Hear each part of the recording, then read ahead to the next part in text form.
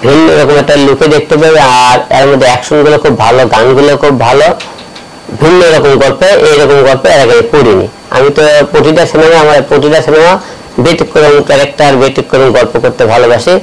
এই সিনেমাটা আপনার ব্যতিক্রম কিছু পাবেন আশা রাখতেছি। নায়িকা, পরিচালক ডিটেইলস একটু বলতেন কে বা কারা? এটার পরিচালক হলো ইভান মল্লিক, এটার প্রোডিউসার আমি হিরো আলম, আর এটার আর্টিস্ট আছে কাজী আয়াত স্যার, চিত্রনায়িকা একা, গাঙ্গুয়া, তারপরে মনে করেন শিবাসানু, তারপরে তনু পান্ডে, তারপরে রিয়ামণি, শীতল, আরো অনেক নায়িকা আছে।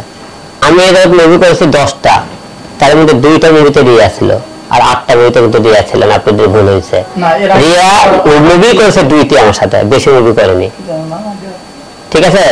এটা করছে আইলেসের একটা বাচ্চা নাকি, এর আগে আমার সাথে সিনেমা করছে, আপনি আমার সাথে সিনেমা করছে 14টা নায়িকা। আমি এই যে সিনেমা করছে সর্বোচ্চ 14টা নায়িকা আমার সাথে অভিনয় করেছে, সে 2 জন না কিন্তু।